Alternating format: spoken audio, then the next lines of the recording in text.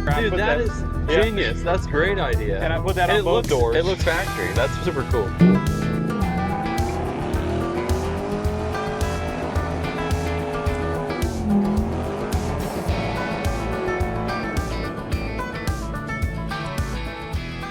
What's going on, guys? Welcome back to another episode of Rustomod. We have been working on our Sasquatch project, but in this episode, we are actually going to the Old Dominion C10 Rally. It's getting cold. It's one of the last shows of the season, so I want to head down there and see what it's all about. I've never been there, so we are excited. We're gonna meet up with some buddies and show you guys what this show is all about. So we're gonna hit the road in the C60. It's not too bad of a drive, but hopefully nothing goes wrong on the way down there, and hopefully we see some awesome trucks. So let's get to it.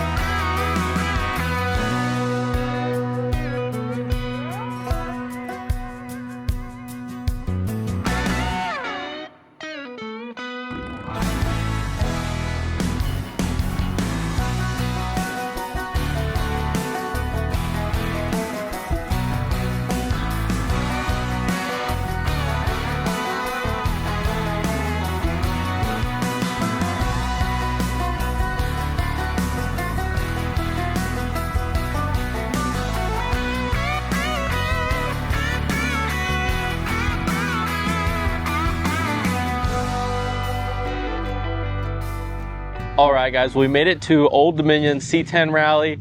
Pretty cool show, not too far from us. It was a nice drive down here. So we're gonna check out some of these trucks and show you guys what this show is all about. There's already a ton of awesome stuff here, so let's check it out.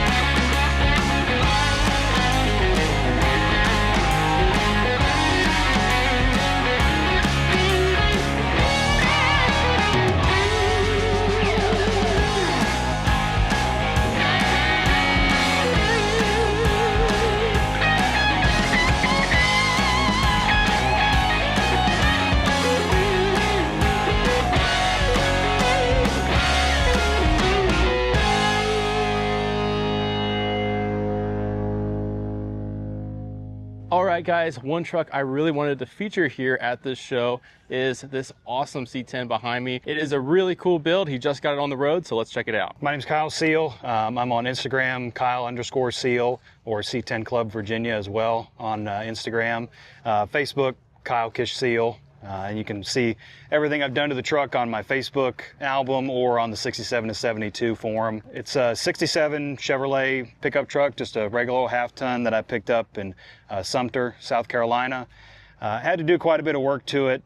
ended up replacing most of the floor, door bottoms, roof, all that stuff. So it was a pretty solid truck. I first did tubular arms from, CPP, and then the normal, 5.7 drop, and wanted to go lower. So I decided to go Porterbuilt on the front with air ride. Yeah. And then did a notch in the back from Simple C10 with the Watts link. Awesome. And then just kind of a DIY setup with some universal parts and such.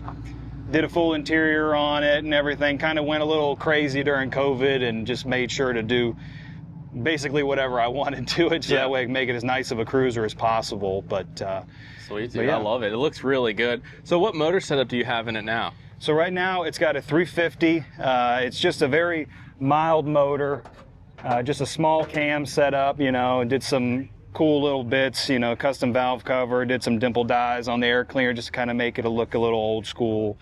But small Lunati Voodoo cam. Oh, cool. Standard bore, Holley Sniper EFI, so it's super reliable. Yeah. Fun driving truck, power steering, power brakes, and all that stuff. And you got air conditioning. That's sweet. And I got air conditioning. Yep. Yeah, heck yeah. That's really cool. And you can see I tried to keep everything as stock appearing as possible. So I've got the slosh tubs, the NOS tubs that look like the factory ones. Those are great. They look awesome. I actually get more compliments on that than I probably do anything else in the whole truck. Made a basically like a heater delete kind of deal to make the AC run through, just so it all kind of looked factory. Symmetrical firewall right here, so I had to go through, and there was rust. So I just cut all that out and said, you know what, I'm gonna make a symmetrical firewall, make this kind of delete plate looking thing. And I wanted it really to be a truck that, the purists will look at and they'll see and they'll go, that's not stock, but it looks like it could be. Right, exactly. Or guys that don't know these trucks, they see that, maybe they take a picture because they think the truck looks cool, and then they look at a stock one and they go, oh wow, it's really different as far as the small stuff, like the flush mount booster, I did that. The heater delete plate, the slosh tubs obviously really kind of bring everything together.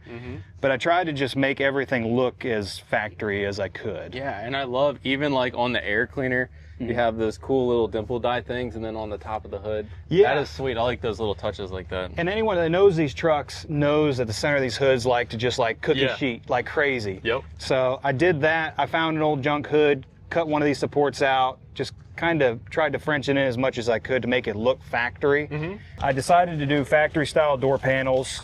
Had a local upholstery place do that for me. I found the 67 armrests in the green, which was super difficult. I went with the Altman Easy Latches. Okay. And I welded those in so they all look kind of factory. Right. Did the Phillips head screws so it looked like it was supposed to be there. Yeah. And then the speaker in the door, that is a grill out of a donor cab. Okay. That I cut out. Oh, on the top of the dash? Yep. Oh, wow, yep. That is awesome. So that grill right there is the same one that's up there. Dude, that is genius. That's a great idea. And I put that on both doors. It looks factory. That's super cool. And that was what I really wanted, right? Because I've had a few people be like, oh, I didn't know these trucks came with that. And I said, oh, well, they didn't. That's about 6 months worth of work. That is awesome. Because I had to make a structure back there for it to fit, so that way it didn't move in and out. Because the inside of these doors are a lot weaker than you'd think. They'll drum like crazy. Yeah, and you did the little patina match to it to make it look. I actually sandblasted the whole inside of this door because someone had gone through and primered it gray. Right. Because they were about to paint the truck on the inside. Oh, okay. So I sandblasted everything, and then I went through and had to make this patina. Really? So I sat in the truck a bunch and said, okay. And I open the vent windows, I'm gonna rub here. When I lock the door, it's gonna rub here. I get in and out of the truck, it's gonna rub here. Okay. And tried to make it look as close as I could. Same thing with the rocker. Yeah, it looks, I wouldn't have even known. That's cool. Yeah. How'd you find the paint? Did you find a company to mix it, or? Yeah, so there's a company, Staples Automotive, up by me that does these like paint match scan cans. Okay. And so I went up there, I took the door, and I had them just match a little area. Yeah. And then I had them mix that up for me, so I had the paint, because of course, it's 503 green, but it's 503 green plus a ton of years of work been done to it. So got those paint cans mixed up, bought some red primer that was close, and then just mixed in brown and gray and tried to just see, because these doors from the factory, For some reason, they put red primer on all the doors and they put gray primer on the rest of the cab. Oh, okay. So when these doors wear through, you'll notice they're always kind of red. Yeah. And so that's why I did the red primer on the inside, is to kind of make it look like that original primer. That is awesome, dude. I'm gonna do a lifting bed floor center. Nice. I've got some wood that my great grandpa cut long ago that we found in a barn on our family's property, and it's all nice long sections, like 8-foot, 9-foot sections. So I'm gonna cut those down, and they're all hand cut. Like those big hand saws that they had back then. That's awesome. So you can see all the sweeping cuts in it. I'm gonna have a buddy of mine kind of plane down the underside, so they're all the same height.